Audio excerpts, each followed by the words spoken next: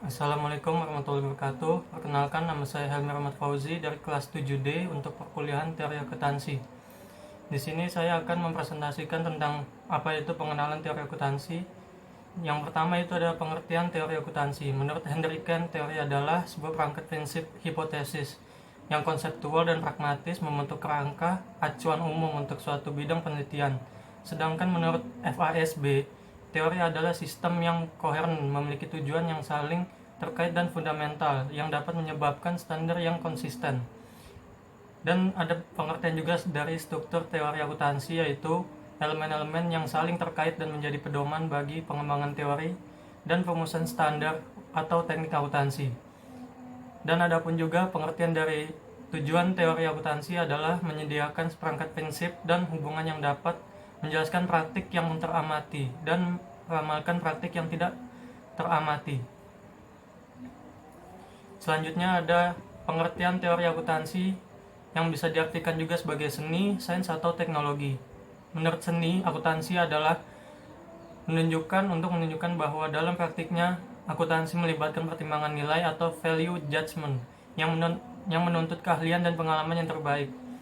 Menurut sains, syarat akuntansi sebagai ilmu adalah bebas nilai atau value free, yaitu sains tidak dibangun untuk mencapai tujuan ekonomik atau sosial tertentu, sehingga sains tidak diarahkan untuk menghasilkan kebijakan atau polisi.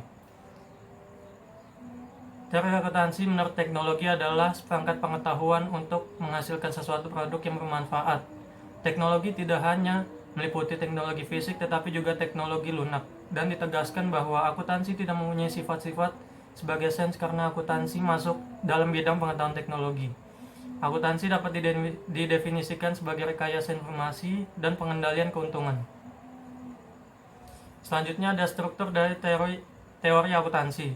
Untuk memahami teori akuntansi, kita perlu terlebih dahulu mengenal unsur-unsur atau elemen yang mendasari pembentukan teori akuntansi itu sendiri. Teori akuntansi keuangan dibangun untuk mengembangkan akuntansi keuangan yang sesuai dan bermanfaat bagi para pengguna laporan keuangan. Adapun elemen-elemennya adalah, yang pertama itu ada rumusan tentang tujuan laporan keuangan. Yang kedua ada postulat akuntansi yang dijabarkan dari rumusan tujuan laporan keuangan. Yang ketiga ada konsep teori akuntansi yang dijabarkan dari rumusan tujuan laporan keuangan. Selanjutnya ada prinsip dasar akuntansi yang dijabarkan dari postulat dan konsep teoritis akuntansi. Standar atau teknik akuntansi yang merupakan pedoman dalam penyusunan laporan keuangan sesuai dengan kebetulan para pemakai yang dirumuskan dari prinsip akuntansi. Selanjutnya ada tujuan teori akuntansi. Tujuan utama teori akuntansi adalah memberikan seperangkat prinsip yang logis, saling terkait yang membentuk kerangka umum dan dapat dipakai sebagai acuan untuk menilai dan mengembangkan praktek akuntansi. Selanjutnya ada postulat akuntansi. Postulat akuntansi adalah pernyataan yang dapat membuktikan kebenarannya sendiri, yang sudah diterima umum karena kesesuaiannya dengan tujuan laporan keuangan dan menggambarkan aspek ekonomi, politik, sosial, dan hukum dari suatu lingkungan di mana akuntansi beroperasi. Selanjutnya ada konsep teoritis akuntansi. Konsep teoritis akuntansi adalah pernyataan yang dapat membuktikan kebenarannya sendiri, yang sudah diterima umum karena kesesuaiannya dengan tujuan laporan keuangan dan menggambarkan sifat-sifat akuntansi yang berperan dalam ekonomi bebas yang ditandai dengan adanya pengakuan terhadap kepemilikan pribadi. Yang selanjutnya itu ada prinsip dasar akuntansi. Prinsip dasar akuntansi adalah peraturan akuntansi yang menjadi dasar dalam pengembangan teknik akuntansi.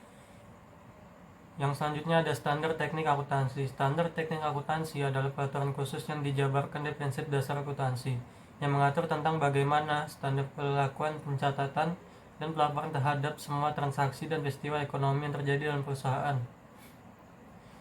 Selanjutnya ada perspektif teori akuntansi. Teori akuntansi dapat dikelompokkan dalam 3 tingkat utama, yaitu ada teori sintaksis, yang kedua ada teori interpretasional atau sematis, yang ketiga ada teori perilaku atau pragmatis. Yang pertama ada teori sintaksis. Teori sintaksis ini berhubungan dengan struktur proses pengumpulan data dan pelaporan keuangan.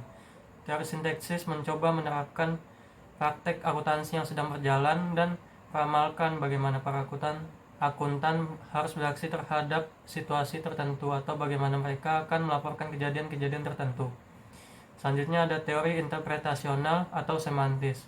Teori ini berkonsentrasi pada hubungan antar gejala atau objek kejadian dan istilah atau simbol yang menunjukkannya. Teori-teori yang berhubungan dengan interpretasi atau semantik diperlukan untuk memberikan pengertian dalil-dalil akuntansi yang bertujuan meyakinkan bahwa penafsiran konsep oleh para akuntan sama dengan penafsiran para pemakai laporan akuntansi. Selanjutnya ada teori akuntansi pragmatik. Teori akuntansi pragmatik memusatkan perhatiannya pada pengaruh informasi terhadap perubahan perilaku pemakai laporan.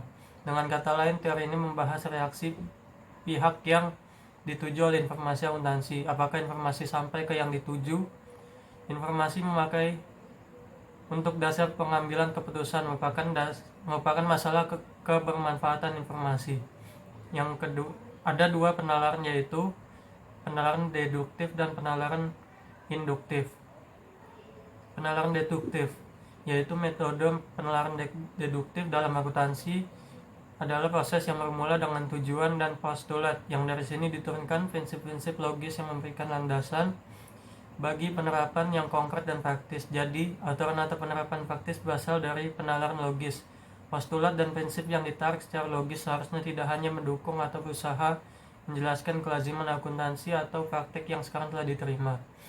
Pendekatan atau penalaran induktif. Dalam akuntansi, proses induktif melibatkan pengamatan data keuangan perusahaan. Jika terdapat hubungan yang berulang-ulang, maka generalisasi dan prinsip dapat dirumuskan, sehingga ide dan prinsip yang baru dapat ditemukan, khususnya bila pengamatan tidak dipengaruhi oleh prinsip dan praktik yang berlaku. Selanjutnya ada konsep-konsep teori akuntansi. Yang pertama ada teori kepemilikan. Menurut teori kepemilikan, entitas sebagai agen perwakilan atau susunan melalui wirausahaan individual atau pengoperasi pemegang saham. Tujuan utama dari teori kepemilikan adalah untuk menentukan dan menganalisis kekayaan si pemilik. Yang kedua ada teori entitas. Teori entitas memandang entitas sebagai sesuatu yang terpisah dan berbeda dari pihak yang menyediakan modal dan pada entitas. Secara sederhana, unit bisnis bukan pemilik melainkan pusat kepentingan akuntansi. Yang ketiga ada teori dana. Teori yang dikemukakan oleh W.Y. Vetter 1995 ini yang menjadi perhatian bukan pemilik dan bukan pula perusahaan, tetapi sekelompok aset yang ada dan kewajiban yang harus ditunaikan disebut fund. Fund yang masing-masing pos memiliki aturan dalam penggunanya. Selanjutnya ada teori enterprise. Dalam konsep teori ini yang menjadi pusat perhatian adalah keseluruhan pihak atau kontestan yang terlibat atau memiliki hubungan baik langsung maupun tidak langsung dengan perusahaan. Menurut teori akuntansi, jangan hanya mementingkan informasi bagi pemilik perusahaan, tetapi juga pihak lainnya yang juga memberikan kontribusi langsung dan tidak langsung kepada eksistensi dan keberhasilan suatu perusahaan atau lembaga. Sekian dan terima kasih presentasi dari saya. Wassalamualaikum warahmatullahi wabarakatuh.